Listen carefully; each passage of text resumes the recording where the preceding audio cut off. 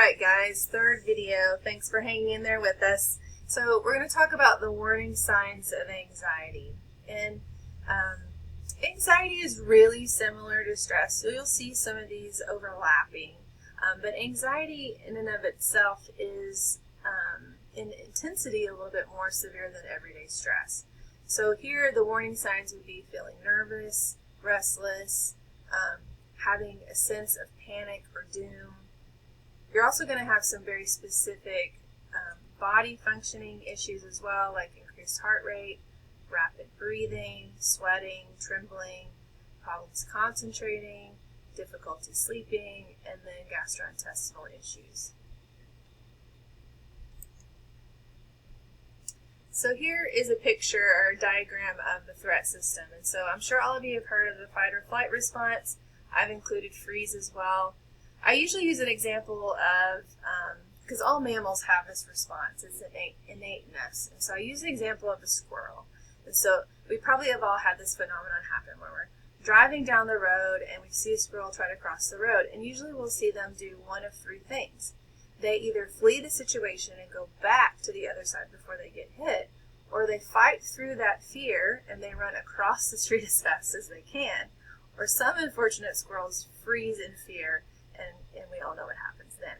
So we have the same responses when we encounter threatening situations, or at least situations where we perceive threat. And that's a really big distinction. So a lot of times we're perceiving threatening situations when in reality they're not life-threatening at all. But our body and our brains respond to them as if they are. And so you can see here how our whole body gets engaged when we feel like we're under threat. So my tip for anxiety in particular is focusing on our thinking styles. So here are the 10 really common, what we call cognitive distortions. So these are the ways that we think that get in the way of us seeing the situation realistically, or increases our anxiety or our negative feelings. So again, I'm not going to read through all of these. You can look at these as I go through some of them. So for example, like all or nothing thinking, where if I'm not perfect, then I've failed. There's no gray area. Or jumping to conclusions is a really common one that I see people doing. And there's two areas that we can do when we jump to conclusions. Mind reading, where we imagine or think that we know what others are thinking about a situation or even thinking about us. Or fortune telling, like predicting the future. If this happens, then this is going to happen. And oftentimes, we're not predicting positive futures. Labeling is what it sounds like. I'm a loser, I'm an idiot. Disqualifying the positives on the right-hand side. So this is where we discount good things. We can see that they're there, but we make it like, well, that doesn't count, or it was just due to chance, or you have to say that because I'm married to you, or you're my mother. Magnification, which is where we take things and we really blow them out of proportion. This is like the Chicken Little, the sky is falling complex. So, or minimization, where we take a situation and we're shrinking it down to be something that may be less important.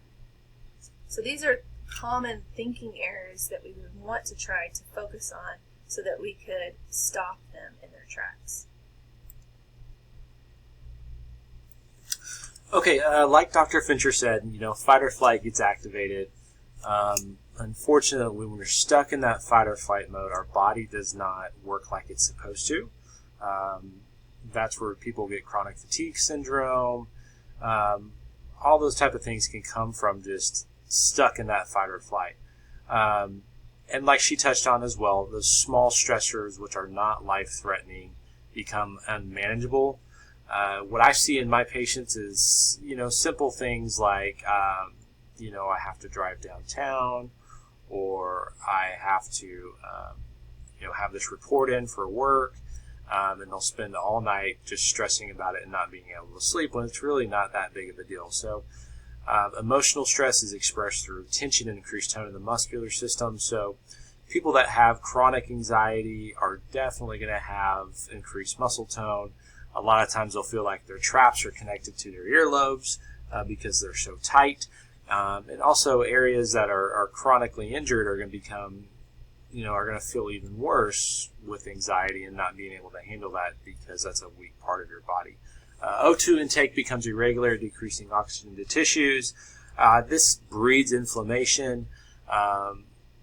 If chronically inflamed people are not going to get enough oxygen supply to their tissues. This also can lead to things like cancer as well, because cancer it basically feeds off sugar, but what kills cancer is oxygen. So if you're not getting enough oxygen to your tissues, that's one of the things that can happen. We talk about those subluxations again. Untreated subluxations increase in symptoms, and symptoms increase in times of stress. So with that anxiety, you think about those times where you've had severe anxiety, I guarantee you those subluxations, which again are where the bone rotates, get out of place, and it starts compressing on nerves coming off your spinal cord, you're going to feel that even more. Tight and tender muscles become inflamed when chronically stressed. We talked about that a little bit on the last slide. And vascular tissues become compressed, reducing blood flow. So all those things can happen just due to being anxious. Okay, so the next video we're going to touch on ADHD. Again, we're going to pause, give you guys a chance to win some other prizes as well, and also go back and look at the information we just discussed.